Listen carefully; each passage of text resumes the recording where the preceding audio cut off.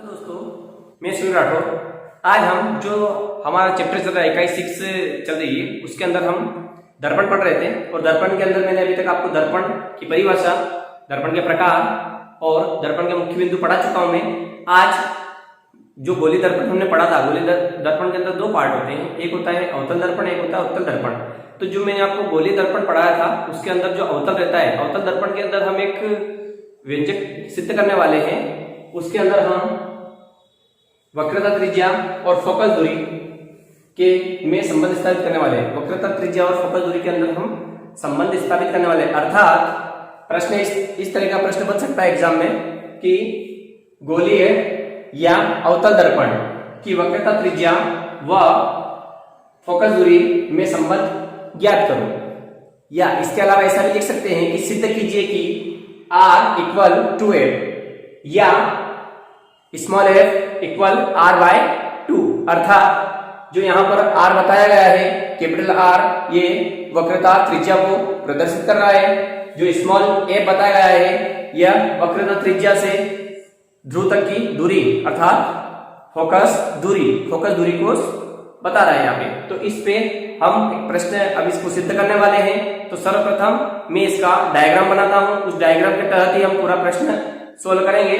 तो आप देख लीजिए, एक बार फिर से प्रश्न पढ़ लिए, समझ लिए किस तरह का प्रश्न बन सकता है कि अवतल दर्पण की वक्रता त्रिज्या व फोकस दूरी में संबंध स्थापित कीजिए। अगर एग्जाम में सिर्फ बोला जाए कि गोलीय दर्पण की फोकस दूरी व वक्रता त्रिज्या में संबंध स्थापित कीजिए, तो उसके अंदर हम अवतल का भी कर सकते हैं और उत्तल का कर सकते हैं। लेकिन अगर उसने बोला है कि अवतल दर्पण की वक्रता त्रिज्या व फोकस दूरी में संबंध स्थापित कीजिए, तो फिर हमें अलग अलग करना पड़ेगा। तो पहले हम अवतल दर्पण वाला समझ लेते हैं, जो आपका सामने प्रश्न है। इसको मैं आपको अच्छे से समझा देता हूं कि क्या बोलना चाह रहा है। तो देखिए, अब हम इसको समझते हैं। मैंने सर्वप्रथम तो एक अवतल दर्पण बना लिया, ठीक है। अवतल दर्पण बनाया जो इसका द्वारा के इसको हम नाम देंगे एक्स, कैपिटल एक्स और कैपिटल वाई। सर्वप्रथम हमने एक अवतल दर्पण बनाया, उसके दोनों बिंदु है जो द्वारा के, इसको परावर्तक पृष्ठ जिसे बोलते हैं हम, इसको एक्स और वाई नाम हमने दे दिया है। बीच में मुख्य अक्ष है, जो लाइन आपको दिख रही है ये मुख्य अक्ष है। और यहाँ पर इसका केंद्र सी आ जाएगा, जिसे हम वक्रता केंद्र कहते हैं। ये केंद्र सी है, जिसको हम वक्रता केंद्र कहते हैं, ठीक है। यहाँ तक हम क्या ज्ञात कर रहे हैं, एक बार आप ऊपर देख लेना, प्रश्न आपके सामने चल रहा है, उसी के ऊपर मैंने यहाँ डायग्राम बनाया है। यहां से यहां तक हमने अवतल दर्पण का निर्माण करा, ठीक है। एक्स वाई दे दिया, परावर्तक पृष्ठ एक्स वाई दे दिया। जो ये लाइन है, यहां से यहां तक की लाइन है, ये मुख्य अक्ष से गुजर रही है। जो P है, ये P अवतल दर्पण का ध्रुव है। जो C है वक्रता केंद्र है। वक्रता केंद्र C, कैपिटल C से प्रदर्शित करते हैं। ध्रुव को हम कैपिटल P से प्रदर्शित करते हैं। एक्स वाई हमारे पास में है, अवतल दर्पण है या परावर्तक पृष्ठ बोल सकते हैं। इधर वाला है परावर्तक पृष्ठ रहेगा। इधर आपको जो दिख रहा है, ये चिकनी पुताई करे हुए, जो कि मरकरी और टीन से इसको इधर से पेंट करा हुआ है, ठीक है। अब इसके बाद में हम आगे बढ़ते हैं। जो मुख्य अक्ष है, मुख्य अक्ष के समांतर, समझना, मुख्य अक्ष के समांतर हम प्रकाश किरण आपतित करवाते हैं। मुख्य अक्ष के समांतर, देखिए मुख्य अक्ष है, जस्ट इसके समांतर हम प्रकाश किरण आपतित करवा रहे हैं। इस किरण का नाम दे दिया हमने ए बी किरण हम आपतित करवा रहे हैं। अब आपतित करवा रहे हैं, तो अगर इधर से इधर जा रही है तो ये इसका साइन इधर बना देते हैं, ठीक है। अब जब परावर्तक पृष्ठ से प्रकाश किरण जब परावर्तक पृष्ठ टकराएगी, तो टकराने के बाद में वहां से क्या हो जाएगी, वापस परावर्तित हो जाएगी। ये बात हम प्रकाश का परावर्तन के नियम में पढ़ चुके हैं कि जब परावर्तक पृष्ठ से कोई प्रकाश किरण टकराती है, तो वहां टकराने के बाद में वापस को क्या हो जाता है, रिफ्लेक्ट हो जाता है। तो यहां टकराएगी और यहां टकराने के बाद में इधर किस तरह रिफ्लेक्ट हो जाएगी, वापस वहां से अपना मार्ग बदल के घूम जाएगी, यहां से यहां घूमी। अब समझना कि जब आपतित किरण परावर्तक पृष्ठ से टकराती है, जब आपतित किरण परावर्तक पृष्ठ से टकराती है, वो टकराने के बाद में वापस होती है, तो वो मुख्य अक्ष से होकर गुजरती है या मुख्य अक्ष को प्रतिच्छेद करके निकलती है। समझना कि आपतित किरण है, परावर्तक पृष्ठ से टकराई और परावर्तक पृष्ठ से टकराने के बाद में ये यहां से जब निकल रही है तो ये मुख्य अक्ष को काट रही है। देख रहे हैं मुख्य अक्ष है, ये बिंदु यहां काट रही है। परावर्तित किरण जिस बिंदु पर मुख्य अक्ष को काटती है या जिस बिंदु पर मुख्य अक्ष से होकर निकलती है, गुजरती है या प्रतिच्छेद करती है, उस बिंदु को मुख्य फोकस कहा जाता है। उस बिंदु को मुख्य फोकस कहा जाता है। ये वाला बिंदु मुख्य फोकस है। एक बार फिर से कि परावर्तित किरण मुख्य अक्ष को जिस बिंदु पर काटती है या जिस बिंदु से होकर गुजरती है या जिस बिंदु पर प्रतिच्छेद करती है, उस बिंदु को मुख्य अक्ष कहा जाता है। और जो मुख्य अक्ष रहता है, उस मुख्य अक्ष को हम कैपिटल ए द्वारा प्रदर्शित करते हैं। जो मुख्य अक्ष रहता है, जो मुख्य अक्ष रहता है उसको हम कैपिटल ए द्वारा प्रदर्शित करते हैं। ठीक है। अब मुख्य अक्ष समझना, मुख्य अक्ष और ध्रुव, मुख्य अक्ष और ध्रुव के बीच की दूरी को हम स्मॉल ए द्वारा प्रदर्शित करते हैं। मुख्य अक्ष और ध्रुव के बीच, फिर से समझना, जो ये फोकस बन रहा है, जो ये फोकस बन रहा है, इसको हम क्या बोलेंगे? मुख्य फोकस। मुख्य फोकस जो ये कैपिटल ए पे एक है मुख्य फोकस। तो मुख्य फोकस से जो ध्रुव तक की दूरी, मुख्य फोकस से जो ध्रुव तक की दूरी है वो कहलाएगी फोकस दूरी। स्मॉल ए द्वारा क्या प्रदर्शित कर रहे हैं? फोकस दूरी। यहां से यहां तक की दूरी क्या कहलाएगी? फोकस दूरी। और इसके बाद में समझना, मैं इसको यहां पर लिख देता हूं, स्मॉल ए फोकस दूरी है ना, फोकस दूरी, यह फोकस दूरी है। जो स्मॉल एफ है, स्मॉल एफ क्या है? फोकस दूरी। अब वक्रता केंद्र से ध्रुव तक की दूरी, अर्थात यहां से यहां तक की त्रिज्या, जिसे हम बोलेंगे वक्रता त्रिज्या, जिसे हम बोलेंगे वक्रता त्रिज्या। ये जो वाला जो शब्द आया है वक्रता त्रिज्या, यहां से ध्रुव से केंद्र तक की दूरी रहेगी कैपिटल आर। क्या रहेगी? Capital R.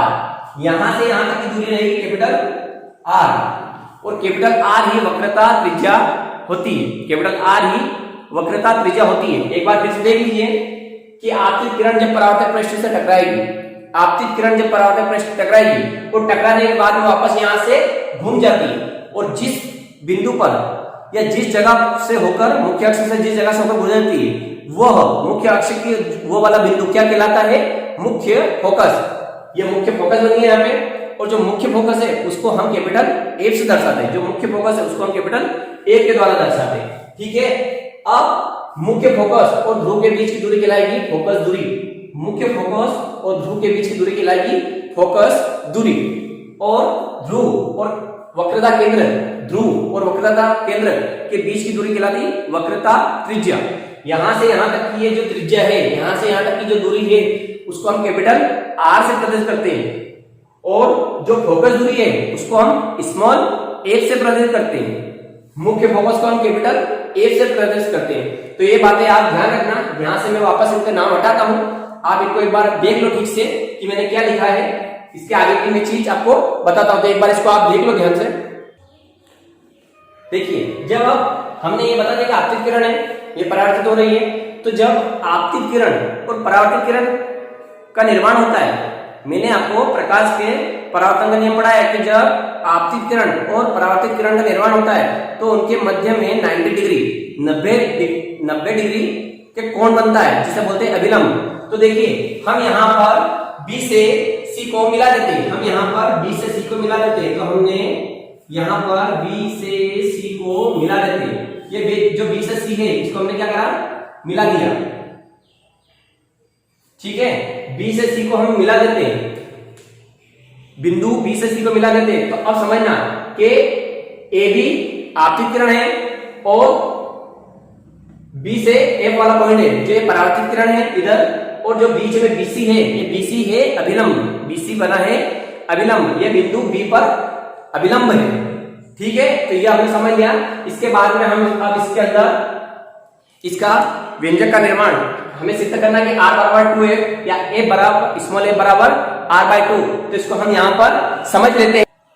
ठीक है, तो जो a से b तक ये रेखा गई, ये है आपतित किरण। तो आपतित किरण यहाँ पर आपतन कोण का निर्माण करती है और आपतन कोण को हम बोलते हैं स्मॉल i द्वारा प्रदर्शित करती है। जब आपतित किरण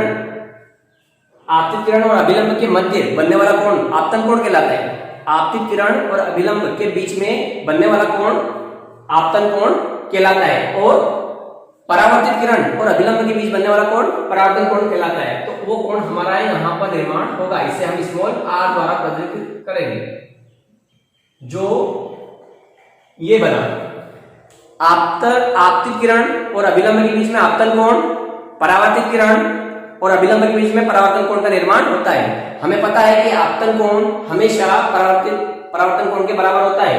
ये वाला कि I इक्वल R, ये मोस्ट बात है, ये हमेशा हमको याद रखने वाली बात है। ठीक है, अब हम देखते हैं कि परावर्तन के नियम अनुसार परावर्तन का नियम किस तरह से फॉलो हो रहा है। तो हम ले लेते हैं angle ABC equal angle CBF। यहां पे बताया गया है परावर्तन के नियम अनुसार, ठीक है, कि ये तो आपतन हो गया और ये परावर्तन हो गया। देखते हैं कैसे हो गया। तो देखिए ABC आपतन कोण है, क्योंकि ये B की बात कर रहे हैं और B पे कौन सा कोण का निर्माण हो रहा है, स्मॉल I का, ये आपतन है। ठीक है, तो ये आपतन कोण हो गया। अब अगले कोण की बात करते हैं, एंगल CBF, एंगल CBF। तो यार देखिए CBF और B पे परावर्तन कोण बन रहा है, तो ये जो B बिंदु है इस पर ही स्मॉल r बन रहा है, अर्थात angle ABC equal angle CBF। कोण ABC बराबर कोण CBF। आपतन कोण बराबर परावर्तन कोण, आपतन कोण बराबर परावर्तन कोण। तो जो हम बता रहे हैं आपको, आप इसमें देख लीजिए एक बार। तो इसको हम दे देते हैं समीकरण नंबर 1, इसको हम देते हैं समीकरण नंबर 1। ठीक है, इसके बाद में जो AB है, देखो कि AB समांतर PC, ध्यान से देखिए आप जो मैं बता रहा हूं। AB समांतर PC को BC रेखा मिलाती है।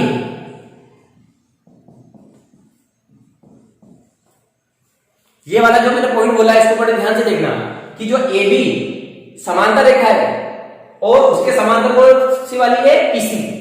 AB के समांतर वाली PC है। समांतर का नियम आपको पता होगा, जो रेल की पटरियां जैसे रहती है कि बराबर चलती है, बराबर दिशा में चलती है, लेकिन कभी भी आपस में एक दूसरे को नहीं काटती है। समांतर रेखा का नियम होता है कि बराबर चलेगी, लेकिन कभी भी आपस में एक दूसरे को नहीं काटेगा। हाँ, किसी तीसरी रेखा द्वारा उनको मिला सकते हैं, लेकिन दोनों आपस में मिलने वाली नहीं है। तो सेम वही हुआ है कि AB समांतर PC को BC रेखा मिलाती है। तो देखिए यहां से यहां तक AB समांतर है, यहां से यहां तक PC समांतर है, इसको BC रेखा मिला गया, मतलब ऐसा निर्माण हो गया कि ये A, ये B, ये P, ये C। ठीक है, ये दोनों अभी समांतर जा रही। इसको हमने BC रेखा को ऐसे मिला दिया, ये यहां से यहां तक हम ऐसा मिला रहे, तो 1 2 3 और ये ऐसा है 4। ये अपना यहां पर बन गया। यहां पर भी I बना है, अगर वहां पे I बना है तो इस वाले कोण को भी हम I मान सकते हैं। एकांतर वाला कोण यहाँ पे, ठीक है, कि जो यहां बना है वो सेम वाला यहां पर बनेगा। ये 5th 6th 7 8 जो हमने मैथ्स पढ़ा है उसके अंदर ये आसानी से बताया गया है। ठीक है, तो ये जो मैंने पॉइंट बोला है कि AB समांतर PC रेखा को मिलाती है, इसी तरह से तो हम यहां पर बोल सकते हैं कि इसलिए ABC इक्वल एंगल BCF और ये क्यों बना है, एकांतर कोण, दोनों में समान अंतर लेकिन ये सेम बने। ठीक है, अब देखिए एंगल ABC, तो angle ABC angle B C F, यहां से यहां बी सी और ये यहां एफ, ठीक है। फिर से एक बार और बता देता हूं कि ए बी सी और ये बी, सॉरी एफ पे रोक दिया उन्होंने, तो ये अपन एफ तक ही करेंगे। अगर यहां आई बन रहा है तो यहां भी आई बनेगा। मान लो कि यहां पर अगर 30 डिग्री का एंगल बना है तो यहां पर भी 30 डिग्री का एंगल बनेगा। क्यों? क्योंकि ये नियम है, एकांतर कोण का नियम है कि दोनों में समान अंतर, मतलब समान अंतर पर दोनों, ये इसलिए एबीसी, देखिए ए बी सी, तो ये बी वाला बना तो ये बी वाला, फिर बी सी एफ तो ये सी वाला बना, दोनों कोण आपस में क्या है, बिल्कुल बराबर है, सटीक है, ठीक है। तो इस तरीके से मैंने आपको इसको बताया। इसके आगे देखते हैं अपन, इसको दे देते हैं समीकरण नंबर 2। इसको हमने समीकरण नंबर 1 दिया, इक्वेशन नंबर फर्स्ट है, और ये वाली है इक्वेशन नंबर सेकेंड। अब लिखते हैं हम समीकरण 1 व 2 से, समीकरण 1 व 2 से, ठीक है। यहां देखते हैं अपन, अब देखिए यहां पर जो समीकरण नंबर 1 है उसमें एंगल एबीसी के बराबर एंगल सीबीएफ दिया है, ठीक है। अब जो समीकरण नंबर 2 है उसमें एंगल एबीसी के बराबर एंगल बीसीएफ दिया है। यहां पर भी एबीसी है, यहां पर भी एबीसी, ठीक है। इधर सीबीएफ है, इधर बीसीएफ है। तो कहने का मतलब ये है कि इस कोण के बराबर ये कोण है और इस कोण के बराबर ये कोण है, आपस में तीनों कोण बराबर बराबर है। हम इस तरीके से लिख सकते हैं, angle ABC, angle CBF, angle BCF. अगर मैं इस तरीके से लिखूं तो कोई गलत ना हो, क्यों? क्योंकि यहां पर भी एबीसी के बराबर सीबीएफ, यहां पर भी एबीसी के बराबर बीसीएफ है, तीनों कोण आपस में क्या है, बराबर बराबर है, ठीक है। पहली बात तो ये, तो अगर हम एबीसी के बराबर इनको लिखें या बीसीएफ के बराबर इनको लिखें तो कोई अंतर आने वाला नहीं है, ठीक है। क्योंकि इनका जब एलएचएस आरएचएस बराबर करेंगे तो ये वाला हमें सिद्ध हो जाएगा।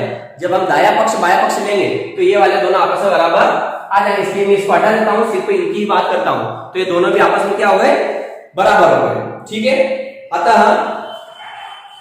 इसके बाद लिखेंगे हम अतः, ठीक है, यहां तक आ गया है, ठीक है। तो सीबीएफ इक्वल बीसीएफ, ये दोनों कैसे हो गए, हमने इक्वेशन नंबर फर्स्ट सेकंड ली। जब एबीसी के बराबर ये भी है और एबीसी के बराबर ये भी है, तो जब हम इसको बराबर कर रहे हैं तो ये वाली स्टेप हमें प्राप्त, ठीक है। जैसा कि मैं बता रहा था, तो मैंने अब यहाँ ऊपर लिख दिया है समीकरण नंबर 1 और 2 से। अभी मैंने बताया था आपको कि एबीसी के बराबर सीबीएफ भी था और एबीसी के बराबर बीसीएफ भी था, तो हम डायरेक्ट सीबीएफ बराबर बीसीएफ लिख सकते हैं समीकरण नंबर 1 और 2 से। इसके बाद हमने लिखा अतः त्रिभुज सीबीएफ में। अब यहाँ पर अपन एक त्रिभुज की बात करते हैं, सीबीएफ, ठीक है। इस तरीके का त्रिभुज बना हुआ है, सीबीएफ, इस त्रिभुज की बात करते हैं हम, ठीक है। तो इसके अंदर हम देखते हैं ये सी है, ये वाला सी बिंदु है, ये वाला बी और ये वाला एफ और ये वाला बी है। तो हम इसके अंदर बात करते हैं कि एफ सी बराबर बी एफ, एफ सी बराबर बी एफ, जो यहां से यहां तक की दूरी है वो इसके बराबर होगी। इस त्रिभुज के अनुसार हम बता सकते हैं कि इसमें दो भुजा आपस में बराबर है, तो जो ये वाली दूरी है वो इसके बराबर होगी, तो एफ सी बराबर हम बी एफ बता सकते हैं, ठीक है। तो इसके देंगे हम समीकरण नंबर 3, इक्वेशन नंबर 3, ये इसके अंदर हमने बता दी। ये वाली त्रिभुज की बात करिए, सी बी ए या बी सी एफ, इसके अंदर एफ सी बराबर बी एफ, ये दोनों आपस में क्या है, बराबर है, इसलिए हमने यहाँ पे दे दी। ये समद्विबाहु त्रिभुज है, क्या है, समद्विबाहु, जिसकी दो भुजा आपस में समान हो। ये समद्विबाहु त्रिभुज का निर्माण कर रहे हैं यहाँ पे, जिसकी दो भुजा आपस में समान हो, उसको हम समद्विबाहु त्रिभुज कहते हैं। अब इसके बाद में लिखेंगे कि दर्पण का द्वारक। अब आपको बता दें द्वारक क्या होता है। जब मैंने गोलीय दर्पण के लिए पॉइंट बताए थे उसके अंदर बता चुका हूं मैं कि द्वारक ये वाले जो ये इसकी बात करता है द्वारक की, ठीक है।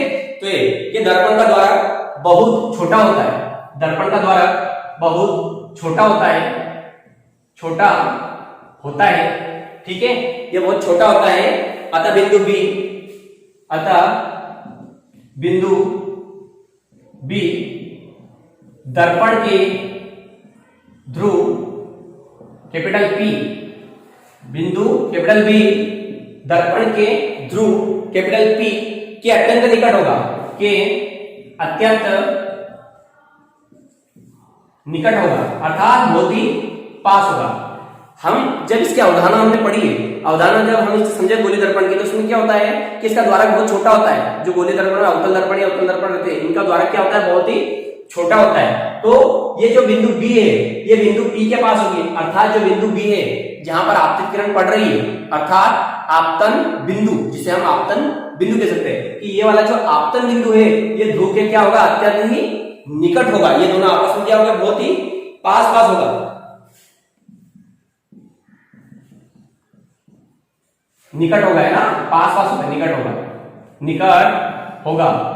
अतः तो अगर ये दोनों पास पास होंगे तो हम एक बात बोल सकते हैं कि जो B से 1 तक की दूरी है इतनी ही P से 1 तक की होगी। मान लो कि ये दोनों बहुत पास पास है, ये ऐसा बना हुआ है, क्या है कि यहां से यहां तक की अपन बात कर रहे हैं, लेकिन B और P दोनों पास पास है, ये बहुत पास है। मैंने डायग्राम के अंदर बहुत दूर दिखाया है, दूर दिखाना पड़ा, क्योंकि अगर ज्यादा माइक्रो दिखाएं तो आप समझ नहीं पाओगे, लेकिन ये दोनों क्या है, बहुत पास पास बने हैं। तो जितनी दूरी P की 1 तक है, इतनी ही D की 1 तक होगी, तो दोनों क्या होंगे, पास पास ही होंगे। तो हम इसलिए ये वाला बोल सकते हैं कि BF बराबर PF। और क्यों बोला है कि दर्पण का द्वारक, अवतल दर्पण या गोलीय दर्पण बोल सकते हैं, इसका द्वारक बहुत ही छोटा होता है, अर्थात ये ध्रुव के अत्यंत ही निकट होगा। और निकट होने के बाद में ये जो मुख्य फोकस बन रहा है, जो मुख्य फोकस बन रहा है, वो मुख्य फोकस से द्वारक या ध्रुव दोनों की दूरी क्या होगी,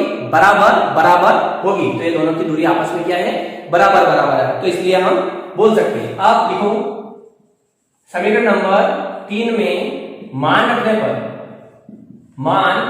रखने पर अब देखिए समीकरण नंबर 3 क्या है हमारे पास में, समीकरण नंबर 3 है अपने पास में FC बराबर BF, जो कि हमने त्रिभुज CBF में निकाला था।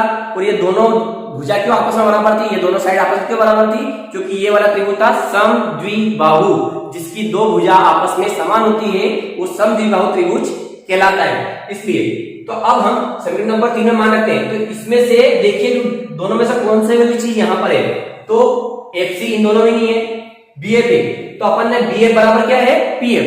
तो जहां पर आपको BF दिख रहा है, जहां पर समीकरण नंबर 3 में आपको BF दिख रहा है, वहां पर आपको PF रखना है। तो देखिए BF का दिख रहा है, यहां पे दिख रहा है, तो FC तो ऐसा ही आ जाएगा, FC बराबर PF, FC बराबर क्या लिखेंगे हम, PF। जहां पर आपको FC दिख रहा है वहां पर आप PF रख सकते हैं, ठीक है। एक बार फिर से बताता हूं यहां से रिपीटेशन कि अतः बिंदु B दर्पण P के ध्रुव के अत्यंत निकट होगा, क्योंकि दर्पण का द्वारक क्या होता है, बहुत ही छोटा होता है। ये द्वारक बहुत ही छोटा होगा, तो ये वाला बिंदु इसके बहुत ही पास आ जाएगा। तो यहां से यहां तक की दूरी अगर जितनी P की है उतनी ही इसकी होगी, ठीक है। ये आई बात आपको समझ में। इसके आगे अपन देखते हैं, ये वाला पॉइंट समझ लेना।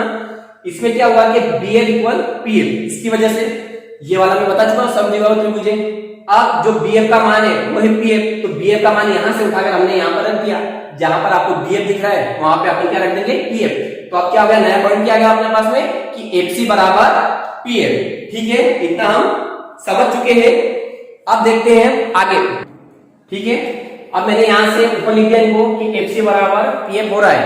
अब अगली जो प्रोसेस रहेगी उसमें हम लिखेंगे दोनों पक्षों में PF जोड़ने पर, दोनों पक्षों में PF जोड़ने पर, ये इस प्रश्न की रिक्वायरमेंट है, इसकी जरूरत है। तो ये हम एजुकेशन मतलब मानेंगे ऐसा कि दोनों पक्षों में क्या जोड़ रहे हैं, हम PF जोड़ रहे हैं। तो जिधर FC है हम लिखेंगे FC प्लस PF, और इधर ऑलरेडी PF भी से, तो PF प्लस PF, ठीक है। FC plus PF, PF plus PF, ठीक। तो आप FC प्लस PF इधर देखिए, FC ये FC है और ये PF है। FC और PF ये दोनों मिलकर PC का निर्माण करते हैं, अर्थात यहां से यहां तक की दूरी PC है, उसको हमने एक पॉइंट से काट दिया F से, ठीक है। तो आधा हिस्सा तो FC हो गया और आधा हिस्सा PF हो गया, ये दोनों आधे आधे हिस्से में बढ़ गए। लेकिन हम जब इस पूरे की बात करेंगे, तो जब हम पूरे की बात करेंगे तो हमारा पूरा क्या होगा, PC, क्या होगा, PC। आधा है, देखो FC और आधा है पीएफ, ठीक है। लेकिन जब हम पूरे की बात करेंगे तो पूरा क्या हो जाएगा, पीसी। कहने का मतलब ये है कि यहां से यहां तक की दूरी है पीसी, ये है 8 सेंटीमीटर मान लो इसको, समझना इसको ध्यान से, समझ लेना। ये यहाँ पे आपको प्रॉब्लम क्रिएट हो सकती है कि पी से सी तक की दूरी 8 सेंटीमीटर है। अब मैंने यहां से कट कर दिया तो इसको मैंने 5 सेंटीमीटर कर दिया, इसको दे दिया पॉइंट नंबर एफ, और इसको मैंने 3 सेंटीमीटर दे दिया, ठीक है। ये हो गया 3 सेंटीमीटर, ये हो गया 5 सेंटीमीटर दोनों।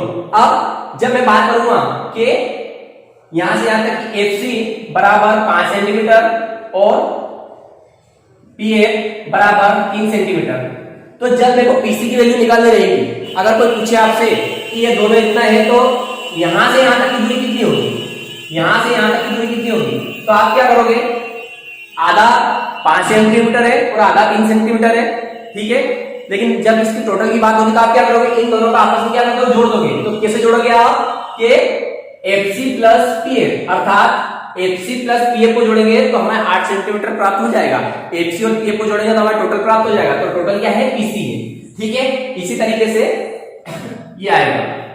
अब पीएफ इधर भी है, पीएफ इधर भी है, तो एक और एक 2 पीएफ, तो हम इसको लिखेंगे 2 पीएफ, ठीक है, एक और एक 2 पीएफ। इसके बाद लिखेंगे हम चिन्ह परिपाटी द्वारा, चिन्ह परिपाटी द्वारा।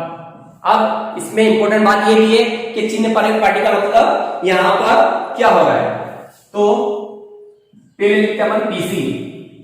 देखिए पीसी, तो यहां पर पीसी क्या बताया गया है वो समझ लेते हैं हम कि पीसी बराबर है यहां से यहां तक की दूरी, उस समय मैंने बताया थी कुछ आपको, यहां से यहां तक की दूरी कितनी होगी, कैपिटल आर, क्योंकि ये है ध्रुव से वक्रता केंद्र तक की दूरी कहलाती है वक्रता त्रिज्या, तो इसको हम कैपिटल आर से दर्शाएंगे। ये है वक्रता त्रिज्या, वक्रता त्रिज्या, ठीक है, ये क्या है, वक्रता त्रिज्या। और पी एफ, अब देखिए P से F मैं आपको बता चुका हूं पहले कि P से F को हम स्मॉल f से दर्शाते हैं, और ध्रुव से मुख्य फोकस तक की दूरी कहलाती है फोकस दूरी, तो इसको हम स्मॉल f से दर्शाते हैं फोकस दूरी। क्या है ये, फोकस दूरी, ठीक है। लेकिन समझना, यहां से यहां तक की कैपिटल आर, तो ये है वक्रता त्रिज्या, ये है फोकस दूरी स्मॉल f है। अब समझने वाली बात यह है कि ये आएगा माइनस में और ये भी आएगा माइनस में, वक्रता त्रिज्या भी माइनस में और फोकस दूरी भी माइनस में आएगी, तो इसको हम समझ लेते हैं क्यों आएगी। देखिए जब आपतित किरण की दिशा में हम दूरी नापते हैं, जब हम आपतित किरण की दिशा में दूरी नापते हैं तो वो धनात्मक होती है, और जब हम आपतित किरण की विपरीत दिशा में दूरी नापते हैं तो वो ऋणात्मक आती है। चिन्ह परिपाटी, ये कार्तिकीय चिन्ह परिपाटी के द्वारा हम समझते हैं इसमें कि जब आपतित किरण की दिशा में हम दूरी नापते हैं तो धनात्मक होती है, और जब हम आपतित किरण की विपरीत दिशा में दूरी नापते हैं तो वो ऋणात्मक होती है। तो यहां पर हम समझ लेते हैं कि कैसे धनात्मक और कैसे ऋणात्मक है। तो देखिए P से C जो पहला बिंदु लिखा रहता है उससे दूरी नापती है, तो यहां लिखा है P और इधर है C, अर्थात हम P से C की तरफ दूरी नाप रहे हैं। तो देखिए ये जो P है, अब आपतित किरण की दिशा किधर है, इधर की तरफ, आपतित इधर हो रही इधर, ये इसके द्वारा समझ लेते हैं आपतित इधर हो रही। और जब P से C की बात करें तो P से C की दूरी किधर नाप रहे हैं, इधर की तरफ, अर्थात आपतित किरण इधर है और P से C इधर है, तो ये क्या हो रहा है, नेगेटिव, इसलिए हमने यहाँ पे माइनस का चिन्ह लगाया। अब हम P से F तक की देखते हैं। अब PF, ठीक है, P से F बोला गया है, मतलब इससे इधर की दूरी हम इधर नाप रहे हैं और आपतित किरण इधर की तरफ हो रही है, तो आपतित किरण की विपरीत दिशा में PAP, अर्थात जो वक्रता त्रिज्या है वो भी आपतित किरण की विपरीत दिशा में और फोकस दूरी भी आपतित किरण की विपरीत दिशा में, इसलिए ये दोनों ऋणात्मक आएंगे, ठीक है। तो अब हम लिखते हैं वक्रता त्रिज्या कैपिटल आर व फोकस दूरी स्मॉल f का मान रखने पर, ठीक है। तो आप क्या करते हैं, हम इनका मान इधर रख देते हैं। जहां पर हमें पीसी दिखाई दे रहा है तो उस पीसी की जगह पर हम क्या रखेंगे, पीसी की जगह पर हम रख रहे हैं -r, और जहां पर हमें पीएफ दिखाई दे रहा है तो पीएफ की जगह रखेंगे हम स्मॉल एफ। सामने ये 2 है और ये माइनस है, माइनस ऑलरेडी लगा है। अब इस माइनस से हम ये माइनस हटा देते हैं। कैपिटल R बराबर 2f, कैपिटल R बराबर 2f हो जाएगा, या f बराबर r/2। यही चीज हमें सिद्ध करनी है, ठीक है, यही चीज हमें सिद्ध करनी है। r बराबर 2f या f बराबर r/2, ठीक है। कहने का मतलब ये है, देखिए कि जो वक्रता त्रिज्या रहती है वह फोकस दूरी की दुगनी रहती है। जो वक्रता, इनको और अलग लिख देता हूं, आप फिर इसमें कंफ्यूज हो गए। यहाँ r इक्वल 2f हो गया, ये फर्स्ट वाला अपने पास में व्यंजक प्राप्त हो गया जो हमें चाहिए था, ये वाला। या अगर हमें इस f का मान निकालना है तो इस 2 को क्या करेंगे, इसके बटे में देंगे। f का मान निकालना है तो ये 2 का इसके अपन में चला जाएगा, r/2, ठीक है। ये इस तरीके से हमने इसको कर लिया, ठीक। तो जो वक्रता त्रिज्या रहती है वो फोकस दूरी की क्या रहती है, दुगनी रहती है, डबल रहती है, या फोकस दूरी वक्रता त्रिज्या की आधी होगी। तो अतः हम लिख सकते हैं, क्या लिखेंगे हम, इसके अंदर हम एक लाइन लिख सकते हैं कि अवतल दर्पण की फोकस दूरी वक्रता त्रिज्या की आधी होती है, आधी होती है, आधी होती है। मतलब अवतल दर्पण की फोकस दूरी वक्रता त्रिज्या की आधी होती है, ऐसा। या अवतल दर्पण की वक्रता त्रिज्या फोकस दूरी की दुगनी होगी, मतलब r बराबर 2f, ठीक है। यही वाला व्यंजक हमें प्राप्त करना था। अगर इस प्रश्न के अंदर किसी को कुछ डाउट हो या कुछ पूछना हो तो मेरे को कमेंट कर सकते हैं, और हमारा जो चैनल है विक्रम ऑनलाइन क्लासेस उसको सब्सक्राइब कीजिए। जो भी समस्या है वो बताइए, बेल आइकन दबाइए, ठीक है। धन्यवाद।